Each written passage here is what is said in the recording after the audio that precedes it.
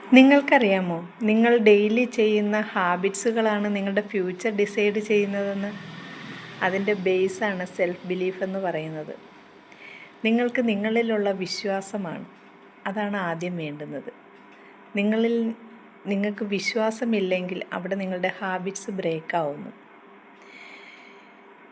Self belief എന്ന് പറയുന്നത് confident അല്ല, അല്ലെങ്കിൽ എനിക്കിത് പറ്റും എന്നല്ല.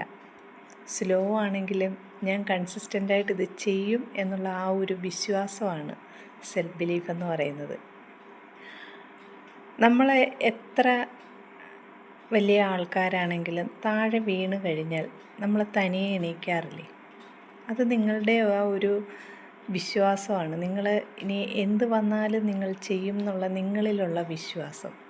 അതുപോലെ തന്നെയാണ് ഹെൽത്തിൻ്റെ കാര്യത്തിലും. നിങ്ങളെ വിശ്വസിക്കുക. ഡെയിലി നിങ്ങളുടെ ഹാബിറ്റ്സിൽ നിങ്ങൾ മാറ്റം വരുത്തി കൺസിസ്റ്റൻ്റായിട്ട് നിങ്ങൾ കാര്യം ചെയ്ത് കഴിയുമ്പോൾ നിങ്ങൾക്ക് റിസൾട്ട് ഉണ്ടാവും.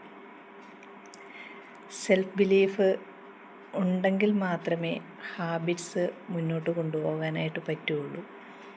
ഇത് രണ്ടും കൂടി എത്തിക്കഴിഞ്ഞു കഴിഞ്ഞാൽ ഹെൽത്തി ലൈഫ് സ്റ്റൈലിലേക്കാണ് നിങ്ങൾ എത്തുന്നത്.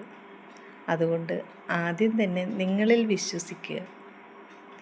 ഷുഗറിന് മരുന്ന് കഴിക്കുന്നതിനും അതുപോലെ പ്രഷർ വരുന്നതിനും ഒക്കെ മരുന്ന് കഴിക്കുന്നതിന് മുമ്പ് നിങ്ങളിൽ വിശ്വസിക്കുക.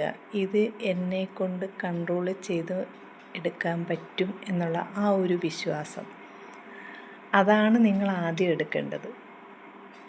സെൽഫ് ബിലീഫിലൂടെ നമുക്ക് ഹാബിറ്റ്സ് കണ്ടിന്യൂ ചെയ്യാനായിട്ട് പറ്റും. അതുപോലെ തന്നെ നിങ്ങൾക്കൊരു ഹെൽത്തി ലൈഫ് സ്റ്റൈലിലേക്ക് എത്താനും പറ്റും. ഞാൻ ജയന്തി പ്രകാശ്. കൂടുതൽ കാര്യങ്ങൾ അറിയാനായിട്ട് നിങ്ങൾ എൻ്റെ വാട്സപ്പ് ഗ്രൂപ്പിലേക്ക് ജോയിൻ ചെയ്യുക. അതുപോലെ തന്നെ നിങ്ങൾക്ക് ഈ വീഡിയോ ഇഷ്ടപ്പെട്ടെങ്കിൽ ലൈക്ക് ചെയ്യുക, ഷെയർ ചെയ്യുക, കമൻറ്റ് ചെയ്യുക. Thank you.